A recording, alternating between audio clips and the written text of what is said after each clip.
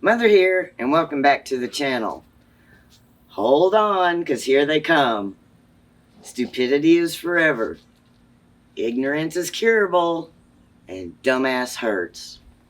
How about I quantify this statement? Every time I've tested it in real life, I found it to be true. Brandon Herrera does a video called The Darwin Awards. Not much in the way of direct prepping value there, but great entertainment and a definite example of what not to do. I don't ever miss one.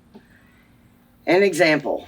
I had no idea that men point loaded guns at their crotch and squeeze the trigger, taking up the slack to the break point, while videotaping it for the interwebs.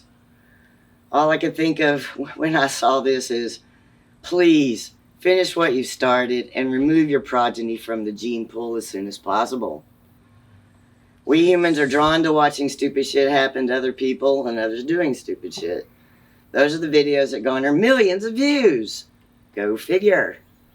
No actionable content to help you live a better life or be better prepared, but way too funny.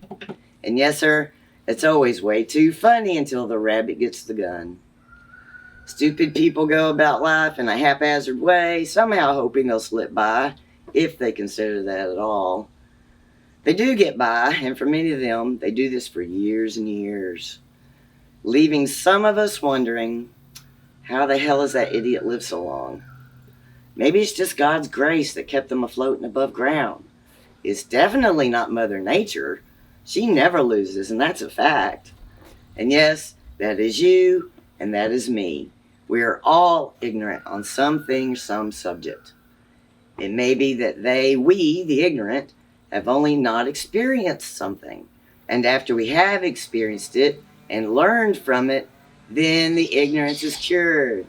No harm, no foul. We move forward and we're better for it. For some ignorant, this only has to happen once for the cure to become set in stone. Others, it may take a time or two. Others, over time, forget the lesson learned and must repeat it, doing the same thing over and over again and expecting different results. That is stupidity at work. Now, is stupidity contagious? I used to think it wasn't. I was linking it with low IQ individuals. This now I believe is incorrect. I have seen smart people get a case of stupid. And today I often wonder and must rethink that position based on evidence. One of many examples is, have you ever seen how a crowd or a mob works?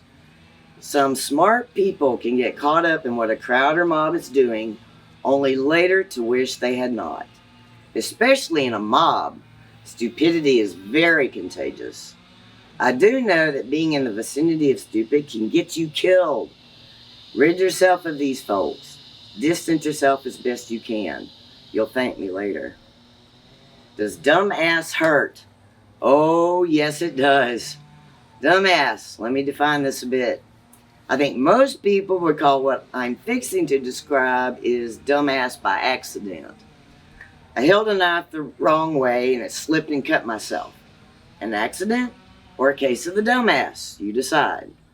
I slipped on the wet ground, fell and busted my butt. What's the call? Dumbass is easily curable, given some forethought, but it teaches us. We learn from it. It's Mother Nature's way of telling us, if you mess around, you're going to find out.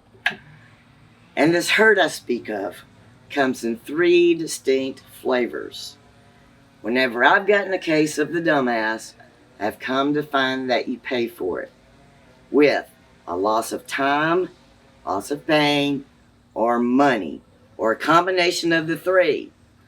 Throughout my life, this has never wavered and remains a constant. I would almost call it an immovable force of nature, a maxim. So, do you believe that stupidity is forever, ignorance is curable, and dumbass hurts? Am I wrong? Do you disagree? Do you have input here that can help drive this conversation forward? Please drop your comments below and share with those you know. I've got miles to go before I sleep.